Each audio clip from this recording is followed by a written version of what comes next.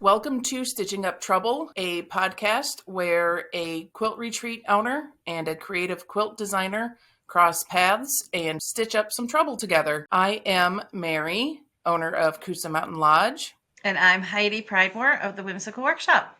Hope you enjoy. Hey, Mary, how are you today? I am good, Heidi. How are you? Good. All right. I'm just making sure all our settings are going. Right. You never know. I'm glad you're in charge of that. I'm the tech chick. Yes. Until it doesn't work, and then my husband's the tech guy. And then when that doesn't work, we're really in trouble. I'm good with that. As long as my name never gets put on that list, I'm good. No, your name's on a lot of other lists. Exactly. Oh my gosh. So it's been 1 or 2 weeks since we recorded. I can't remember. Did we record last week? I don't think we did. Okay. Well, time is flying for both of us right now. There is so much going on in both our worlds. I know I am, as we're recording this, I am packing and leaving tomorrow to start my Janome training. So more on that when I get back. Yeah, awesome. That will be fun. I actually spent all last weekend ripping the entire studio apart and setting it up. So my machine is now on camera. Nice. So when I get the Janome, it's going to sit right here. Awesome. Which, you know how you start a mess, you create the mess, and then you sit there when you're in the middle of the mess going, I'm done, but I have to clean up my mess. I got there last week. So that's what I have been doing for off and on for a week. How about you? Well, let's see. Last week at this time, I was on my way to London. Yeah, I'm jealous. Right. I was in London because today is Saturday that we're recording it. Yeah. So we had a good time. It was just Adam and I. We had a meeting to go to. And then went to a really nice dinner, spent the day Saturday kind of exploring and just relaxing. I did get to go to Liberty of London, which was very interesting. I had no idea that it was a department store as well. So I just thought it was a fabric line. So that was interesting. Did you buy fabric or finished goods? You had said you purchased some stuff. I bought fabric and, shocker, 2 pair of scissors. Well, I just said I cleaned my studio, meaning I consolidated all of my different scissors. I now have 2 scissor drawers, and a friend came over and I proudly pulled out my scissor drawers and showed him, and she's like, wow, you have a lot of scissors. I'm like, oh yeah, no, nothing compared to Mary. So I can see in your background on your machine, we got matchers. Blue scissors. I love these scissors because I can probably get like 8 fingers in there. Yep. So I spied with my little eye your blue scissors in the background. Our matching scissors, yeah. Because every time I come to see you, we end up at the common thread. Hi, Shannon. Hi, Shannon. And I don't necessarily need more fabric. Certainly don't need more scissors, but I do walk out of there with a pair of those cute little scissors every single time. Yeah. But yeah. So you were in London and you got back Sunday night. Mm-hmm. Yeah. So, well, it's easier from the East Coast. Like for me to go to London, I got to first get to the East Coast, then get to London. Yeah. So it was a little bit of a whirlwind trip, but it was worth it. We had a good time. I told Matthew about your restaurant. It's been added to our map. We'll go try it when we get there next year. Excuse me. Bless you. Sorry. And then you had class this week, right? You had 1 or 2 classes? Sorry. Bless you. I had 2 classes this week. I taught a class at the Common Thread. I had been teaching out of the GE, the Stripology Quickies book, and that's got 12 projects in it. So we've been kind of working our way through that, jumping around a little bit, depending on which one's interesting to me at the time. And so I had taught 5 of the quilts, and nobody had finished all 5. So this Thursday I declared like a work day, a catch-up day. So anybody who would come to the class before could come and bring their stripology projects and get help with if they were stuck on a step or just needed time to just focus and work on that project. So that was really nice. It's always nice when you can support the UFO that you help create. Right, exactly. And it was really neat. I had one lady, she was there. I think she's come to all of them, I think. But she was a little confused on the last one that we had done. It was a little bit more complicated. And she wasn't really thrilled about her fabric choices and didn't quite like how it was being laid out and, whatever. So I helped her lay it out so that all the blocks were turned the right way because Right. they've got to go the correct way in order to get the secondary pattern. Right. And she's standing there kind of looking at it, and I finally called her over, and I'm like, "Come over here once." And she Hmm. kind of walked over like she was getting in trouble and getting called to the principal's office, like Right. really slowly, like, "Oh, what did I do?"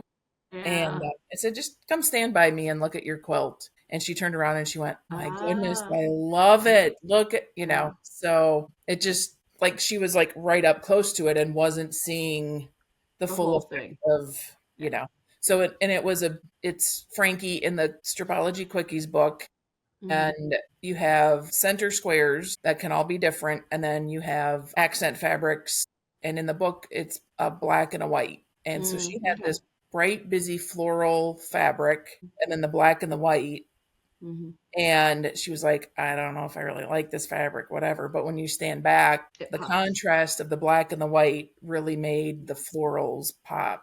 And then Oh, nice. she took a picture of it and it looked even better like through her camera, so she was very excited when she left Oh, how good the quilt was turning out, because she came in and she was like, this is just a practice one, I don't really like this one, this is, right. Right. so Amazing that when you was step fun. away. Yeah, yeah, so that was fun. It's always neat to see the light bulb go on, so. And then yesterday I taught the Mastering Your Stripology Ruler class. There's a group at the lodge right now, and they asked if I would come up and teach the class. So Oh, that was nice. fun. Yeah, it was I need to fun. take that class. I got all the rulers. Yes, you do. Yes, you do. And I had one lady she was like, I use it a lot and I know how, blah, blah, blah, but I still reach for my other rulers for this or that. And Mm-hmm. I showed her how to do the 1/4 inch increments with it. And she was like, I could have used this last week. I had 4 different fabrics that I had to cut 2 1/4 strips. And Right. so, so the class is useful to take even if you've used the ruler before and kind of have Hmm. an idea, because there's Right. still little things that you can pick up. So Exactly. I Yeah. think they got value out of the class. So, well, it sounds like we both had crazy weeks, as we know because we have talked off camera. Anytime I'm getting ready for a trip of any kind, the week before is just crazy. I feel like every deadline I've ever had has to be completed before I leave. Even if like normally I wouldn't, there's no way I would have it done. Suddenly everything has to be done, Yeah, including like my laundry and everything has to be done. yeah, But so today's topic though should be a fun one. I think it'll be a good topic. I think so. It's more abstract. I mean, Yeah, I've been looking. We are creeping up on our 20th podcast. we are. What are we going to do to celebrate? I don't know. Buy a pair of scissors.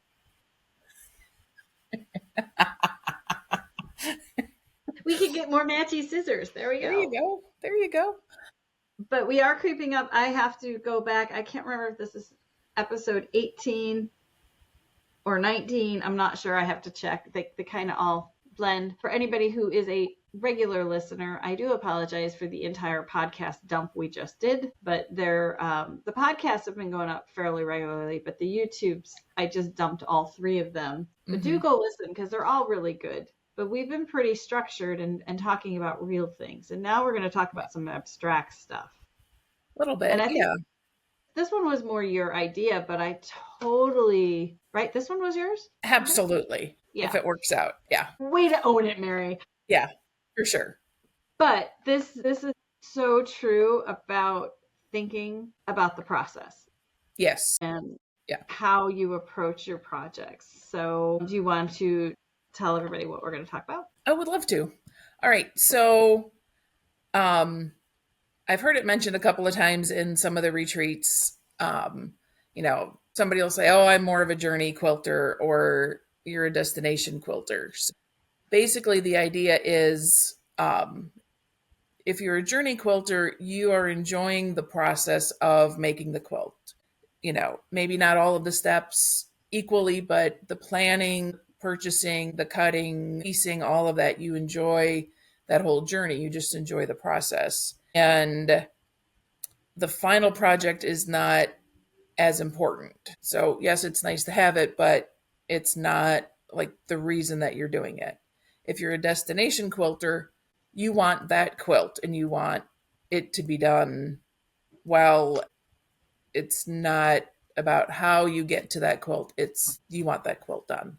So it's more destination versus journey is how you feel about the process, how you approach the process. And so, like, what things are important to you as you go through the process. So, to me, my definition of it, and you can argue or tell me I'm wrong, it's fine. My definition kind of says that, like, a journey quilter is just I just enjoy piecing, and how the quilt turns out is less important as me enjoying what I'm doing. A Mm-hmm. destination quilter is a little more particular about how the quilt turns out. So Okay, so that's how you define it. that loosely, yes. Yeah. So a destination quilter is going to be more particular. They're going to, if those corners don't line up perfectly, they're going to take that out more times than the journey quilter. So I'm a journey quilter. If it's close enough, Yeah. that was fun. I'm going to go with it. Somebody who is a destination quilter wants that quilt to be a little bit more precise. So they'll Mm. take it apart and redo it or so And I that's would, kind of the way I look at it. What about how do yeah, you see it, Heidi? I would say that not all destination quilters are perfectionists, Okay. especially me, because sometimes I just want the quilt done. It doesn't have to be perfect, but I need Okay. it done. Okay. Yeah, that's a good point. Yeah. So, and I would also say that you don't necessarily have to be one or the other. I think Right. that you could, I think it could be a journey project versus a destination project. I can see that. Yeah. Yeah.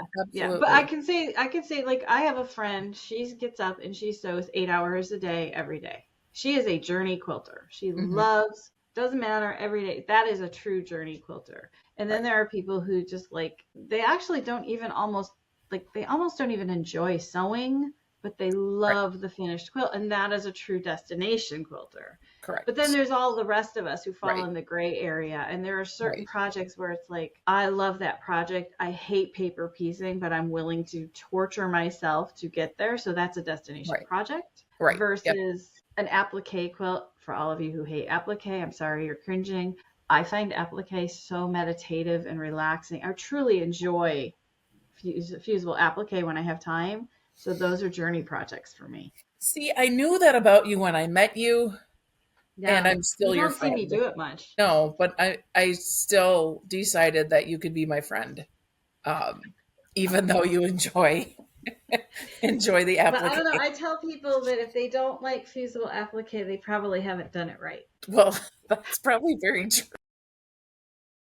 Because fusible applique is one of those techniques that it can get out of hand really quickly and become a hot mess. Or if you don't like doing the same thing over and over, it can be very monotonous. Right. So Yeah. there are ways to not have it happen. But that's a whole nother Yeah. podcast. We could talk about that later. Yeah. But so, yeah, so having said that, is there certain techniques for you that is more of a journey versus a destination? Is there one technique that you would do day and night, no matter what? That would be your journey technique. And is there one technique that you're like, I will torture myself to get the finished product? Well, I think applique and paper piecing are my torture techniques. And paper piecing or English paper piecing? Just to Paper clarify. piecing. Paper piecing. Okay. I love to like I get in the meditative chain stitching. Hmm. Give me a quilt with the same 20 blocks and step one is all the same. Let me do step one. Let me do step two all together. I like doing that. I like pulling the chain of all of the pieced blocks Hmm. off the back of my sewing machine and carrying it in like this big long ribbon Yep. to the ironing board. So We that part of call the that journey is assembly really line sewing. yes, I like Yeah. assembly line sewing. I And see, do. that makes me go insane. Well, I mean, I do bounce around a lot. So I Hmm. have like, Yeah. like we talked about in an earlier podcast, I have to limit myself to 3 active projects Right. So you can change or it up. I Yeah. will have 16 assembly lines going at once and then I don't get anything done. Right. But yeah, I like the assembly line. Assembly line. Yeah. And I Mhm. found, like, because I'm very weird from all our listeners. I quilt for a job. So when I am relaxing, I don't quilt. Right. But when I am actually when I get a job that I'm like, I am enjoying this probably more than you should for a job, it's usually the quilts that there's like 28 different blocks where every block is different. I actually find those fun where every piece block is a different block. So then it does become a journey for me because like every block is its own story, its own Right. adventure, that kind of thing. Right. But I'm with you on paper piecing. I absolutely love how paper piecing looks. I love all the doors it opens for you, how perfect it can come out. Hmm. Pure torture. Yeah. Pure torture. Yeah. So, and I want our listeners to leave me a comment. We need to know which ones do you guys think are torture and which ones are your journey techniques because I think that would be an absolutely Yes. great comment to Yeah. know. And then when you do applique, when you say applique, because you don't know hand applique yet, or you do? I have done some. Yes. I'm Some. not good at it, but I have done some. Okay. Well, it's just like anything else. It's practice. Yeah. Yeah. And And again, it's I bounce slow. around. Yeah. It's slow. It's beautiful when it's done. Mm-hmm. And I actually have two quilts that people have made me that I'm very excited to hang up in the new retreat that have gorgeous Wow. hand applique on it, the needle turn Wow. applique. So I really want to be good at it and I want to do it, Mm-hmm. but I guess I don't have the patience for it right now. Well, and that's the thing that there are certain techniques, going back to our topic, there are certain techniques that have to be a journey technique. You know, hand applique is a journey technique. Hmm. English paper piecing is a journey technique. You have to enjoy the journey because it is slow. You're going to be doing it for a very long time. So you really do need to enjoy it. Sewing large quilts with miniature pieces, that's a journey, That's a journey. you Yeah. know. Yeah. So to kind of wrap this around for our listeners, when you go to pick your next project out, that's another whole way to think about your next project. Is it a journey project? Is it a destination project? Do Hmm. I want to go on the journey or do I just want to get to the destination? And that might help you avoid some of those dead UFOs in your, and I know we all have them. Do not deny it. We all have dead UFOs in our rooms. There might be a couple Yeah, actually, right I was just thinking, I've there. been hanging on to a dead UFO that is a paper pieced Hmm. dead UFO. It needs to find a new home. Yeah. I've held on to it since 2020, and I've got like, it was a block of the month, and I think I have 8 of the 12 blocks done. And it's so hard because I've gotten Mhm. that far on the journey, but I'm Right. done. I'm Right. done with the Right. journey. Right.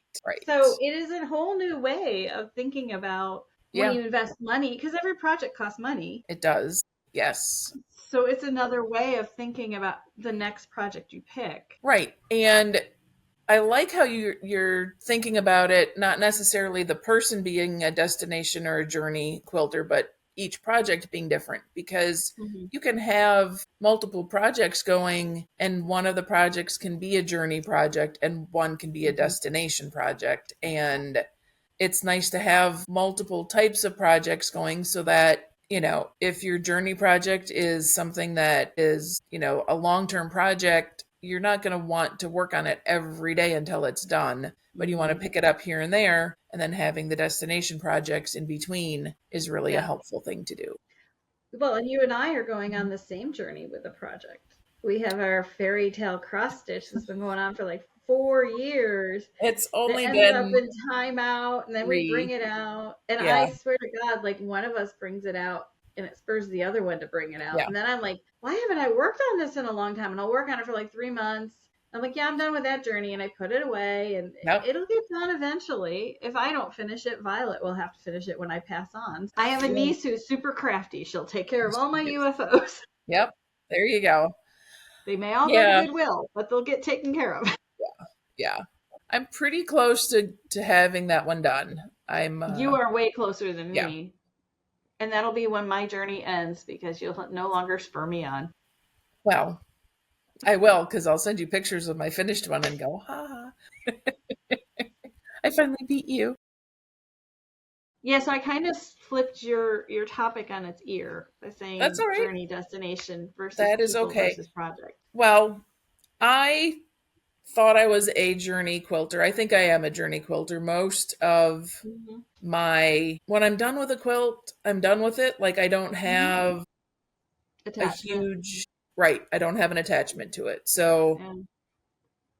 I had I call him my nephew Cole over. He's come a few days a week, like on and off throughout the summer to help me do different things in my studio. And he helped me clean out the Mm, garage at the lodge a little bit and started putting tables together for the retreat and just things like that. And he spent the night here a couple of nights.